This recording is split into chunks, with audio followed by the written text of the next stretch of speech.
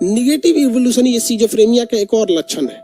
इस लक्षण में क्या होता है कि आप कोई भी काम को करते जाइएगा ना तो उसको टाल मटोल करिएगा। जैसे मान लीजिए कि आपको कोई चीज पढ़ना है, मान लीजिए सपोज कीजिए कुछ याद करना है, 2 पेज हमने आपको बोल दिया कि कल आप रिवाइज करके आइएगा पूरा चैप्टर। आप जाएंगे रिवाइज करने, सोचेंगे रुको थोड़ा सा मुंह धुल लेते हैं, जाएंगे मुंह धुलने, एक बोतल लेके पानी बैठ जाएंगे, थोड़ा सा पढ़ेंगे, फिर पानी पिएंगे, फिर पानी पिएंगे, पेशाब लग जाएगा, पेशाब करने जाएंगे, कहेंगे थोड़ा सा मोबाइल देख लेते हैं, व्हाट्सअप देख लेते हैं। व्हाट्सअप पे गए, थोड़ा सा देखने के लिए आधा घंटा हो गया, तब तक मैं कोनो लिंक दे दिया, व्हाट्सअप से घुस गए, लिंक पे क्लिक करके यूट्यूब पर। अब यूट्यूब पे सर्च करेंगे, आपका दिमाग कहेगा अरे यार छोड़ना इसको, आप कहेंगे अरे थोड़ा सा और, फिर दिमाग कहेगा यार पढ़ना है, टाइम नहीं है, अरे थोड़ा सा और, तो फेसबुक पे कोई नोटिफिकेशन आ जाएगा, इस पे चल जाए। ऐसे करते करते करते करते आप अपने टाइम बहुत ज्यादा लॉस कर देंगे। और आपके दिमाग का एक हिस्सा है जो डेली आपको बोलता है यार तुम गलत करते हो। फिर आपका दूसरा दिमाग कहेगा कि नहीं एक काम करेंगे, कल टाइम टेबल बनाएंगे, हमको कैसे कैसे करना है। और वो टाइम टेबल आप बनाएंगे और 2 दिन से ज्यादा फॉलो नहीं होगा, क्योंकि आपका एक दिमाग सिजोफ्रेनिया के हिसाब से ग्रस्त हो चुका है और आप इसे नहीं कर पाएंगे। और आज हिंदुस्तान बर्बाद हुआ है केवल और केवल सिजोफ्रेनिया से। और हमारे देश का जो ये आपका शिक्षा मंत्रालय है या फिर जो स्वास्थ्य मंत्रालय है, इनको कोई मतलब नहीं बनता है कि स्टूडेंट्स किस समस्या से पीड़ित हो रहा है। और टीचर भी इसको एज ए टॉपिक पढ़ा के चले जाते हैं। ये एज ए टॉपिक नहीं है बाबू, ये आपके लिए एक एटम बम है, आपकी जिंदगी को बर्बाद कर रहा है। इसमें से किसी ना किसी को लेके आप कहीं ना कहीं जूझ रहे हैं। इसमें अगर देखिए समझ रहे हैं कि नहीं आ रहा है जी, इसमें क्या बोल रहे सर जी, जो भूत खेलते आ रहे यार ये सब बीमारी है। निगेटिव इवोल्यूशन बहुत होता है। आई हैव निगेटिव इवोल्यूशन, चलिए जाके इलाज करा लो। निगेटिव इवोल्यूशन में थोड़ा सा में सही हो जाता है। निगेटिव इवोल्यूशन में आप किसी भी काम को नहीं कर पाते हैं। जैसे निगेटिव इवोल्यूशन का एक और एग्जांपल देते हैं। आज से 2 या 4 साल पहले आप दिन में 8 घंटे पढ़ लेते होंगे, 6 घंटे पढ़ लेते होंगे बहुत बेहतरीन ढंग से, लेकिन आज आप उतना नहीं पढ़ के उससे कम पढ़ ले रहे हैं। ये हो जाता है। एक आदमी थे यूट्यूब पे वीडियो बनाते थे, हम उसको बताएंगे नहीं, हालांकि बहुत अच्छे थे वो, 8-10 मिलियन उनके सब्सक्राइबर हैं। तो यूट्यूब वालों को अपने से थोड़ा सा जान पहचान रहता है, तो हमसे फोन किए, कहें जानते हैं खान सर हमको एक प्रॉब्लम है। पहले हम दिन में 4-4 वीडियो अपलोड कर लेते थे और ड्यूटी भी कर लेते थे, सब कुछ। आज लॉकडाउन में कोई काम नहीं है, लेकिन बमुश्किल हम 2 दिन में 1 वीडियो अपलोड कर पाते हैं। हम कहें कि काम ज्यादा करते हो, कहे सर कोई काम नहीं करते हैं, लेटते हैं तो तकिया को 3 बार मोड़ लेते हैं ऐसे, और सोचते सोचते दिन निकल जाता है कि ये करना है, ऐसे करना है, बर्बाद कर देंगे, आगे जाके ये करेंगे, ये वो दुनिया भर काम के। भैया आप चुपचाप इलाज करा लो, आपको क्या है निगेटिव इवोल्यूशन है। 2 महीना दवा खाया सही हो गया, अब धड़ाधड़ बना रहा हूँ। कभी किसी व्यक्ति अगर आपको अपना समझ के कोई पर्सनल बात बताए ना, तो उसे किसी और से बताइएगा नहीं। ये लड़कों से कह रहे हैं, लड़कियों से कोई फर्क नहीं पड़ता है वहां पे। लड़की से अगर कुछ कह दीजिएगा ना कि सुनो ये बात जरूरी है, किसी से बताना नहीं, वो पूरे मोहल्ले को बता देगी। और उससे भी यही कहेगी कि किसी से बताना नहीं।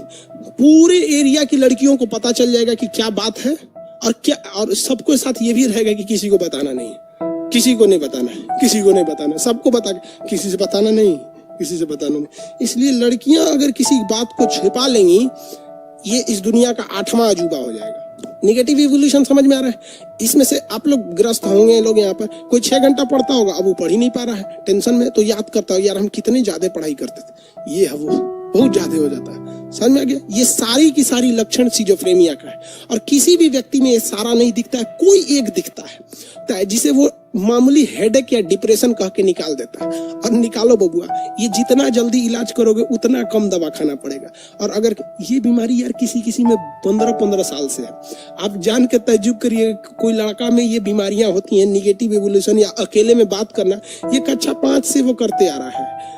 ये सारी चीजें उसको होती है, वो 15-15 साल बाद लोगों को पता चलता है। इलाज करा लो जल्दी से सही हो जाएगा, 6 महीना, 1 साल, 2 महीना, जितना जल्दी इलाज करोगे उतने कम दवा खाना पड़ेगा। ज्यादा देर कर दोगे तो ज्यादा दवा खाना पड़ेगा, नॉर्मल हो सकता है। इसमें ये होती है सिजोफ्रेनिया। इसका इलाज न्यूरो यानी ब्रेन वाला सर्जन नहीं करता है, ना चीर फाड़ देगा, न्यूरो फिजिशियन करेगा।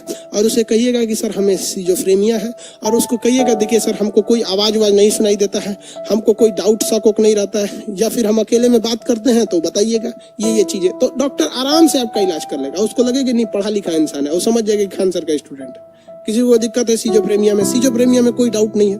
कल यही समझा रहे थे, नौटंकी कर रहा था सर। अब बताओ किसको क्या दिक्कत है?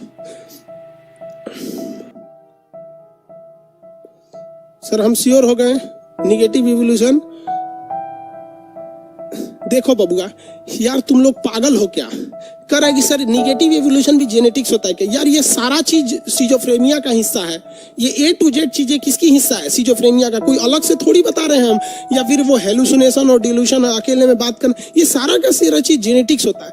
आप देखिएगा, आपके अगर आपके पिताजी दादाजी बात कर रहे हैं, मान के चलिए आपके कुछ ऐसे बात करते हैं, तो आपके भाइयों में भी कुछ कुछ ये लक्षण दिखेगा। अब होता क्या है कि एक चीज से दूसरी चीज में फोटोकॉपी कीजिएगा। जेनेटिक्स का मतलब क्या होता है? फोटोकॉपी करना। तो एक चीज को रख के फोटोकॉपी कीजिएगा, इसको हटा के फिर इससे फोटोकॉपी कीजिएगा, इससे फोटोकॉपी कीजिएगा, तो 8-10 बार कीजिएगा तो एकदम धुंधला आ जाता है।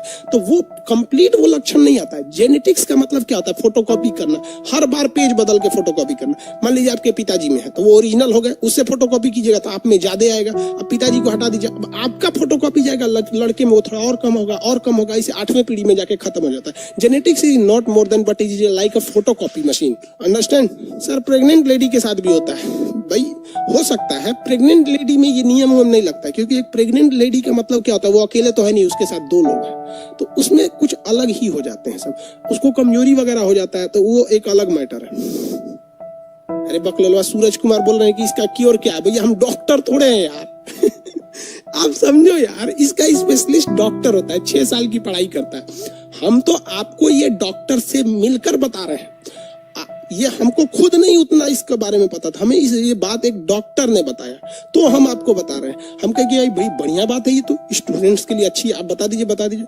हम उन डॉक्टर को फीस दिए, उनको लगा कि हम इलाज करने आए हैं। हम नहीं, इलाज नहीं कराना था हमको। हम उनसे ये पूछे कि भैया हमने ऑफलाइन बच्चों को पढ़ाया है, हम ये सारी चीजों को देखें। मेरी पटना में सबसे बड़ी लाइब्रेरी है, रात में वो लाइब्रेरी चलती थी तो मोबाइल से ही CCTV कैमरा अटैच रहता है। आज आप कहीं भी रहिए, कहीं के कैमरा को देख सकते हैं, आपके पास बस उसका पासवर्ड रहना चाहिए। हम देखते थे कि लड़का न मोबाइल लिया है, न कुछ, टहल रहा है रात में 2 बजे, बात कर रहा है किससे? अरे भैया मोबाइल रहता है तब ना, तो हम समझे यहाँ पे। तो डॉक्टर को हम फीस दे के ये सब चीजें पूछे, तो ये बेहतर एक अच्छे से डॉक्टर से मिलिएगा। और देखिए ब्रेन के मैटर पे कोई छोटा मोटा डॉक्टर नहीं, आपको अगर ब्रेन से रिलेटेड है तो दिल्ली आ जाइए, अच्छा है, एम्स वगैरह में दिखा लीजिए, ऑनलाइन अपॉइंटमेंट लेके। समझ में आ रहा है?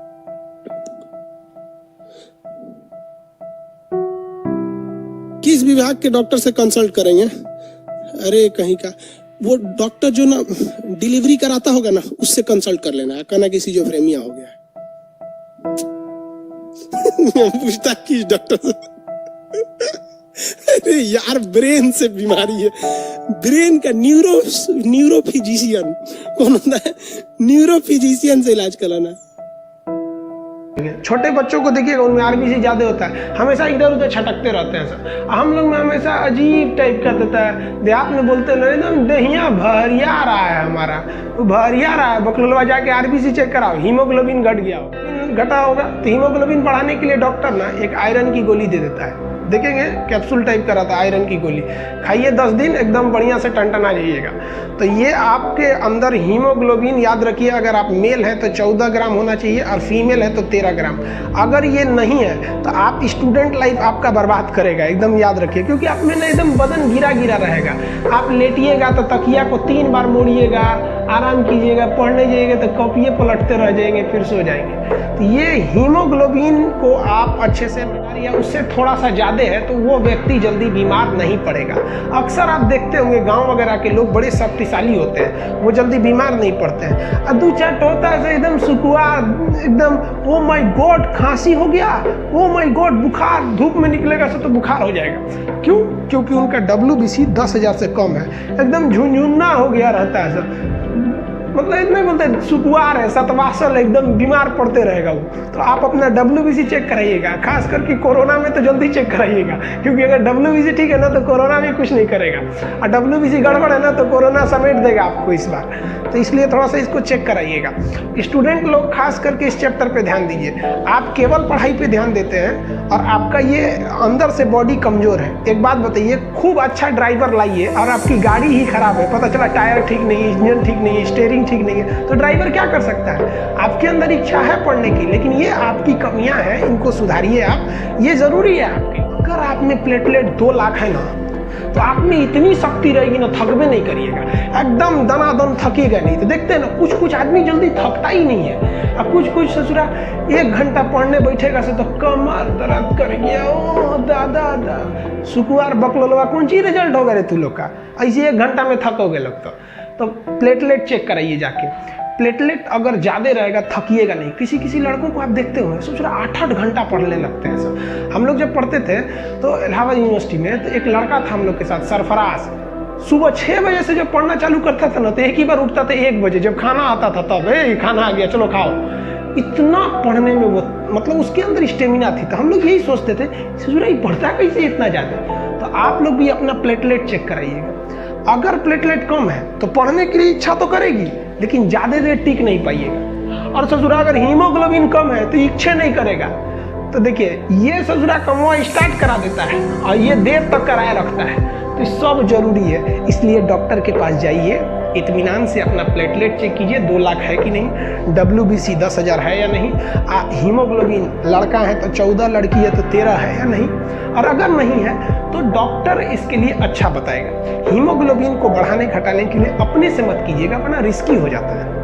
हाँ, हम ये जरूर बता सकते हैं कि प्लेटलेट को कैसे बढ़ाइएगा। देखिए, प्लेटलेट जो होता है ना, डेंगू में बहुत घट जाता है। डेंगू में ये प्लेटलेट 30,000 चला आता है, 20-20 हज़ार तक चला आता है। हमको जब डेंगू हुआ था ना, सीढ़ी नहीं चढ़ पा रहे थे, तो एक हॉस्पिटल हम गए थे, तो 1st फ्लोर से हमको नीचे उतरना था और हमको डेंगू था, पता नहीं था। मेरा प्लेटलेट 40,000 हो गया था। तो हम सोचे लिफ्ट से उतर जाते हैं। तो लिफ्ट में बेचारी एक डॉक्टर थी, लेडीज डॉक्टर थी, वो हमको कही कि आपको शर्म नहीं आता है, 1 फ्लोर से नीचे उतरना है, जेंट्स होके लिफ्ट से उतरते हैं। हम कहे मैडम हमको पता नहीं क्या हुआ है कि हमारा पैर नहीं चल पा रहे। तो प्रॉब्लम हमको नहीं थी, प्रॉब्लम था कि वहाँ हमको डेंगू हो गया था, वरना हम डेली 5 तल्ला पे क्लास चढ़ने के लिए ऊपर नीचे करते हैं। पैर ही नहीं उठता है, इतना कमजोरी आ जाती है और आदमी ना भद गिर जाता है। देखिएगा ना, जहाँ तहाँ गिरल रहेगा, उठाना पड़ेगा, भैया उठिए। अगर हीमोग्लोबिन भी कम हो गया है तब वो गिरेंगे, और प्लेटलेट भी कम हो गया तो भी गिरेंगे। तो ये बहुत खराब होता है। इसको कैसे बचाया जाता है, डेंगू से कैसे बचिएगा? तो देखिए, एक गिलोई और एलोवेरा, ये बाबा रामदेव के दुकान पे मिलेगा, लिक्विड होता है, 1-1 कप 3 टाइम पीते रहिए। तो गिलोई और एलोवेरा। दूसरा, बकरी के दूध में प्लेटलेट बढ़ाने की क्षमता ज़्यादा होती है। जितना फल खा सकते हैं दबा के खाइए, तो ये बढ़ेगा। फल खाने से सब बढ़